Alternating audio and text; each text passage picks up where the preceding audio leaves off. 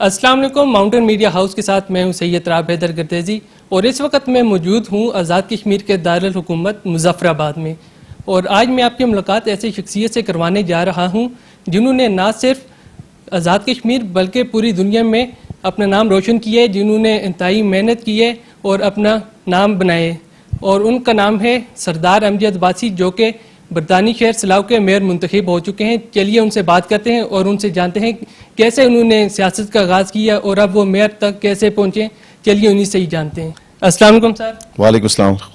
Sir, पहला मेरा question आपसे ये कि धीरकोट से बरतानवी शहर सिलाव तक आप उधर मेयर मुंतखब हो गए, वो सफ़र आपका कैसा रहा? सबसे पहले तो गदीर साहब आपका शुक्रिया। मेरा जो सबसे पहले मैंने इब्तिदाई तालीम अपनी स्वावा शरीफ से हासिल की, जो हमारा हाई स्कूल है वहाँ से, और फिर मैं यहाँ से अपने वालिद साहब के साथ कराची मुंतकिल हो गया और वहाँ से फिर मैंने मैट्रिक किया। फिर मैं PECHS कॉलेज से मैंने इंटर किया और फिर मैं उर्दू साइंस कॉलेज से मैंने ग्रेजुएशन की।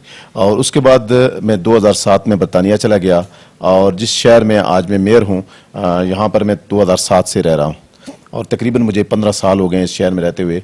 और यकीनन ये एक लंबी तवील दास्तान है इस हवाले से, लेकिन ये इब्तिदाई बात ये है कि जब मैं बरतानिया तशरीफ़ लेके गया तो जिस एयरपोर्ट पर, हीथ्रो एयरपोर्ट जो दुनिया का मारूफ तरीन एयरपोर्ट है, वहाँ पर जब मैं उतरा तो उस वक्त मुझे लेने वाला कोई शख्स मौजूद नहीं था। और उस दौरान मैं वहाँ से तकरीबन 12 घंटे का ट्रैवल करके नॉटिंघम गया और वहाँ रहा जाके। और उसके बाद फिर 1 माह के बाद मैं सिलाव आ गया किसी दोस्त की मेहरबानी से।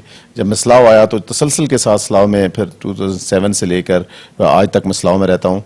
और ये एक वहाँ पर बड़े स्ट्रगल किया हमने, बड़ी मेहनत की, वहाँ पर अपना काम काज किया लोगों में। वहाँ चूँकि डाइवेस्ट टाउन है सिलाव, यूके का एक बहुत बड़ा डाइवर्स टाउन है, यूके का सबसे बड़ा डाइवर्स टाउन है। 127 डिफरेंट नेशनलिटीज़ रहती हैं वहाँ पर। और फिर वो एक कंजेस्टेड टाउन है यूके का। फिर वहाँ रहते हुए कम्युनिटी के साथ ताल्लुकात, उनके साथ उठना बैठना, डिफरेंट कम्युनिटी के साथ मिलना। फिर पॉलिटिक्स में मैंने 2019-18 में मैंने लेबर पार्टी ज्वाइन की और कुछ अर्से बाद लेबर पार्टी से मैंने रिज़ाइन किया। और फिर मैंने 2021 में मैंने लिबरल डेमोक्रेट को ज्वाइन किया। और ये वो लिबरल डेमोक्रेट ये एक तीसरी पार्टी है, बरतानिया की तीसरी बड़ी पार्टी है। और उस वक्त इस पार्टी में एशियन जो लोग हैं उनकी तादाद बहुत कम थी। हिंदुस्तान के 2-3 लोग इसमें मौजूद थे, लेकिन कोई पाकिस्तानी इस पार्टी में नहीं था। और अल्लाह की मेहरबानी से 2023 में अब मैं वहाँ पर न सिर्फ काउंसलर मुंतखब हुआ हूँ बल्कि अल्लाह की मेहरबानी से मैं मेयर भी मुंतखब हुआ हूँ। आपने इलेक्शन लड़ा उधर की भी लोकल बॉडी का, लिबरल डेमोक्रेटिक के टिकट पे, उसके बाद आप काउंसलर मुंतखब हुए, उसके बाद आप मेयर बन गए। ठीक है, तो ये बताइएगा कि जब आप इधर से आ रहे थे तो आप दिल बर्दाश्त नहीं हो गए कि सियासत को छोड़ देते हैं? मेरे ख्याल में वैसे सब बड़ा ज़बरदस्त क्वेश्चन आपने किया। एक सियासी कारकुन को कभी दिल बर्दाश्त नहीं होना चाहिए। ये सियासत का एक अनोखा खेल है कि जिसमें कभी सियासी कारकुन अगर इस्तेकामत दिखाता है तो उसको कामयाबी मिलती है।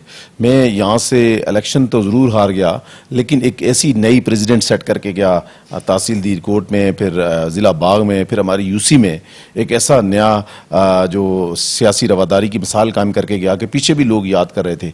और शायद उन्हीं लोगों की दुआएं हैं कि जब मैं वापस बरतानिया गया तो मुझे लिबरल डेमोक्रेट का टिकट मेरे पास मौजूद था उसका भी, कि यहाँ पर से आप इलेक्शन लड़ें। तो मैं जब लोकल बॉडी इलेक्शन में वहाँ हिस्सा लिया, एक पोलिटिकल वर्कर जब होता है तो वो एक्टिव रहता है, वो पाकिस्तान में हो या फिर दुनिया के किसी मुल्क में भी। तो बरतानिया एक डेमोक्रेसी की आप ये समझते हैं पूरी दुनिया के लिए एक मिसाल है। तो वहाँ पर मेरे लिए इलेक्शन बहुत ईजी थे, इलेक्शन लड़ना भी, चूँकि सियासी कारकुन के तौर पर। तो मैंने भरपूर तरीके से वहाँ इलेक्शन लड़ा, काउंसलर मुंतखब हुआ। और ये बात बड़ी गौर तलब है कि जिससे मैं आमतौर पर सियासी कारकुनों से भी कहता हूँ कि कहीं भी हार जो है वो सियासी कारकुन के लिए कोई ऐसी चीज़ नहीं होती जिसको आप दिल बर्दाश्ता हो जाएं या सियासत छोड़ दें। हार जो है वो आपकी जीत के लिए एक नई सहर होती है। सो मैं समझता हूँ कि मैंने वही तरीका, वही वलवला, वही इस्तेकामत दिखाई और अल्लाह पाक ने मुझे सुरखरू किया। आप अपनी कामयाबी का जो है राज वो किसे ठहराएंगे? देखिए, सबसे पहले तो अल्लाह की ज़ात जो है वो मेहरबान होती है, उसके मुकाबले में ज़ाहिर है कोई दुनिया में ऐसी चीज़ नहीं है जो आपके लिए मेहरबानी करे। फिर वालदैन की दुआएं होती हैं, जो आपके इलाके के लोग होते हैं उनकी दुआएं होती हैं, मोहब्बतें होती हैं। फिर मेरी इस कामयाबी के पीछे पीर सुआवी करम अलैह की जो निस्बत है उसका भी बड़ा हाथ है। और उसके साथ साथ मेरी जो सियासी तरबियत जो है वो सरदार अतीक साहब के पास हुई है और फिर मुजाहिद अव्वल के कदमों में हुई है। सो इसलिए ये सारी सियासी कामयाबी के पीछे ये जो सारी दास्तान मैंने आपको गिनी है इसका हाथ है। और ये यकीनन मुझे जो मेरे दोस्त अहबाब हैं वहाँ पर भी, बरतानिया में भी, वो भी मेरी इस सारी कामयाबी के बारे में जब बात करते हैं तो निजी महफिलों में कहते हैं कि ये सरदार अतीक साहब का सियासी कारकन है और इसको पता है कि सियासत किस तरह करनी है।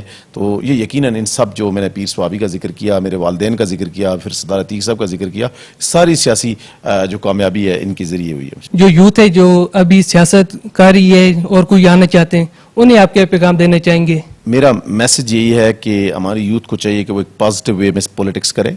मैंने जो सियासी तौर पर जो सियासत सीखी और जिस तरह मैंने सियासत की उसमें जो मेरा रवैया रहा कि मैंने कभी किसी सियासी जमात के ऊपर, कभी किसी सियासी शख्स के ऊपर कोई तनकीद नहीं की, बल्कि अपने काम के लिए, फिर अपनी जमात का जो मैनिफेस्टो है उसके लिए, उसको लेकर के आगे बढ़ा। और यही वजह है कि यही वो कामयाबी है। फिर हमारे नौजवानों को चाहिए कि वो पॉजिटिव वे में बात करें। जिस तरह मैं ऑलवेज कहता हूँ कि pick the positive and ignore the negatives. आपकी ज़िंदगी में बहुत सारे ऐसे नेगेटिव्स आते हैं लेकिन आपने उनको इग्नोर करना है। अगर आपने पॉलिटिक्स में ही या किसी और शोबे में भी आगे जाना है तो आपको पॉजिटिव चीज़ों को चूज करना होगा और नेगेटिव चीज़ों को इग्नोर करना होगा। यही मेरी कामयाबी का राज। सियासत आपको बचपन से ही शौक था या जिस तरह अभी यंग्स आ रहे हैं स्कूल कॉलेजेस में वो उधर कर रहे हैं सियासत, तो आपको कहाँ से सियासत का शौक पड़ गया? बचपन से ही शौक होता है। ये एक ऐसा जरासीम या वायरस इसको कहते हैं कि ये आपको बचपन से ही होता है। लेकिन मेरी सियासत का जो मेन जो जरिया बना वो मेरे ताया अबू, मेरे फादर इन लॉ भी थे, हनीफ अब्बासी साहब, जो कराची में मुकीम थे उस वक्त। तो वो मुझे उंगली पकड़ कर जो है ना सियासत सिखाते थे। मैं जब छोटा होता था तो वो मुख्तलिफ महफिलों में मुझे लेके जाते थे और मुझे वो अखबार पढ़ाते थे। शायद ही कोई वालिदैन उस वक्त जो अखबार पढ़ने वाले होते थे, लोग कहते थे ये बच्चा ख़राब हो जाएगा, लेकिन वो मुझे अखबार का कहते थे कि बेटा ये पढ़ो, और फिर मुझे मुख्तलिफ मीटिंग्स में लेके जाते थे। सो सियासत में जो बुनियादी उस्ताद मेरे हैं वो मेरे ताया अबू, गरीक रहमत करे अल्लाह, वो इसी साल उनकी रहलत हो गई थी। तो मेरे सियासी उस्ताद बेसिकली बुनियादी तौर पर वो थे। जी नाज़रीन, इस वक्त हमारे साथ मौजूद थे सरदार अमजद अब्बासी जो कि बरतानी शहर के मेयर भी हैं और हमने उनसे बातचीत भी की। आज के प्रोग्राम से फिलवक्त इतना ही। अपने मेज़बान सैयद राब हैदर गर्देजी को दीजिएगा इजाज़त। अल्लाह निगहबान।